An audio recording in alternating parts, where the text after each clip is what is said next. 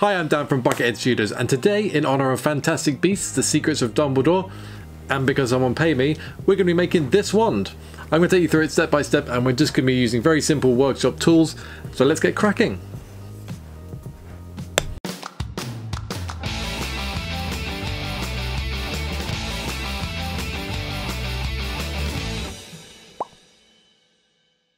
Now, of course, to make a wand you need some wood, and I have this unidentified piece which I'm going to use, and obviously this is far too big, so the first thing we're going to do is just cut it on the bandsaw right up the middle, and then we'll have a much better chunk to use. So yeah, to the bandsaw.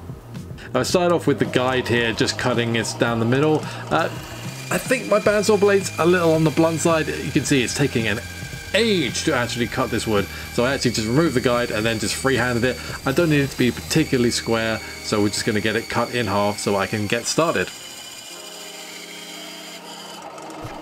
I gave it a rough cut to length. The customer wanted the wand to be around 14 inches or so, so I overcut it just by a couple of inches so we had a bit of wiggle room. Our main workhorse for today is going to be this 4x36 inch benchtop sander. If you want to know what one it is, that's the details of all the stuff here.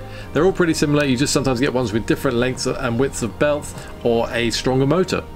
Now, the ideal way to do this would be with a wood lathe, but I'm going to show you how to make a fantastic wand using just simple workshop tools.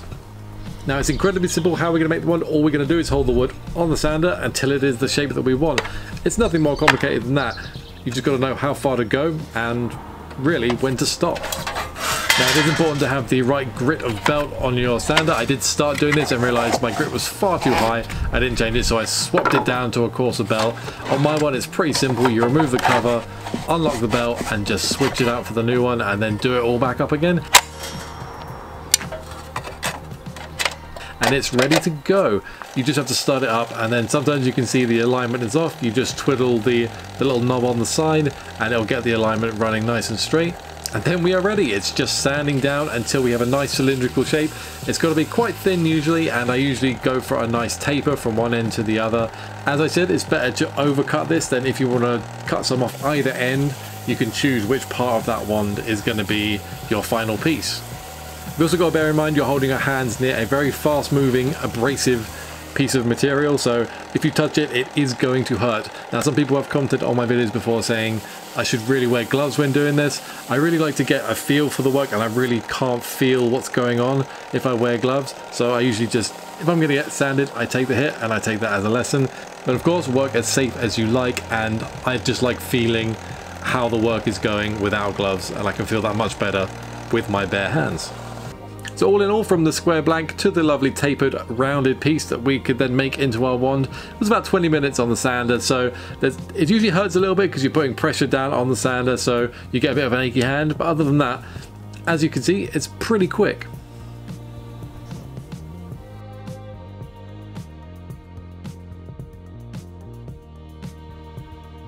Now, I like putting small metal details onto my wands, and for this I use plumbing olives. That is spelled exactly how it sounds, and they are little brass rings which come in a couple of types usually.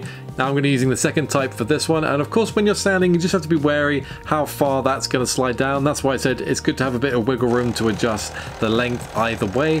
Now, this usually works about a third of the way up, giving you a nice handle section and then the blade section of the wand, and it just looks more aesthetically pleasing if it's around a third of the way up. Now, for this one in particular, I was making one similar to a design I'd done previously, which included a lovely natural textured handle. So for this, I'm going to use my Dremel. So I have a nice metal cutting head in there, and for this, we're just going to touch it to the handle section and make loads of little divots. The hardest thing about this is to make it uneven. You know, we as human beings are terrible at making things random and uneven. We tend to do patterns even if we're trying not to. So if you are trying to make it look nice and natural, just be as random as you can and try not to make patterns in it and make it uneven. Of course, we've got to make it aesthetically pleasing, but just try and make it nice and uneven. Now, in between these, I'm also sanding the wand. The belt I use was about 100 grit, I think, so it's a little bit coarse, so I go ahead with a 240 and then a 400. That seems to get a really nice finish on there. Now, with the ones that I like to make them look like they're actually functional objects, and let's be frank, I like burning the end, so we're just going to use this fire lighter. So I give the end a bit of a singe, and this really makes it look like there have been lots of spells been fired at the end, and I like the little extra detail that this gives.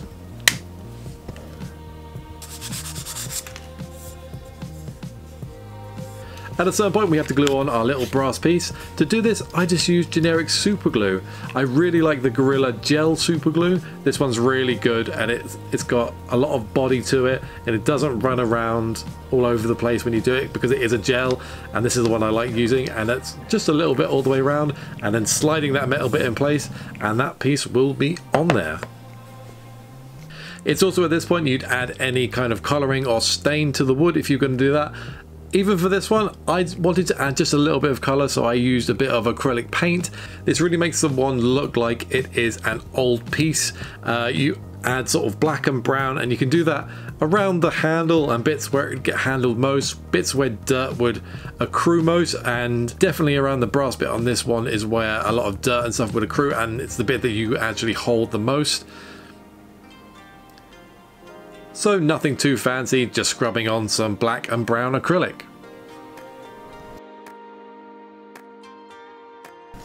For our final finish I use Renaissance Wax.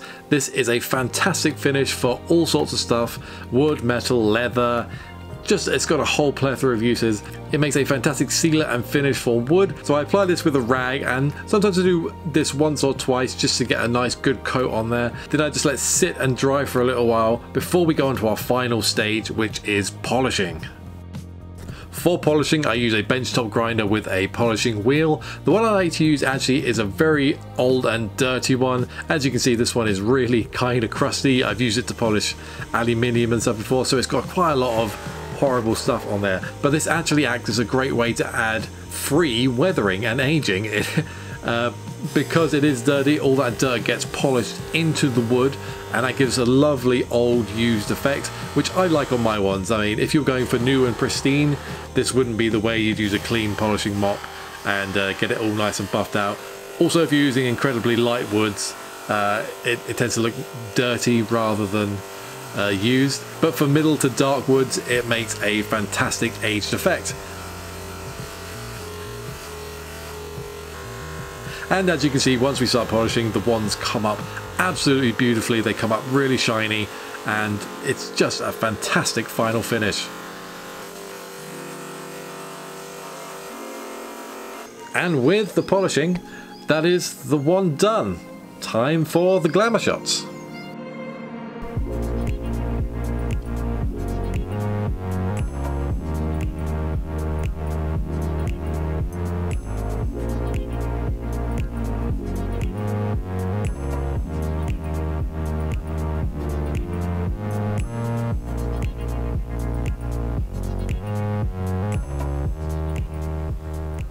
So there we are, that's the wand complete. I am really happy with this one. It's more of a simple design, but as you can see, just with a little bit of work you can get a fantastic piece to add to your collection. As I said, this one is going to a client, and I really hope they love it.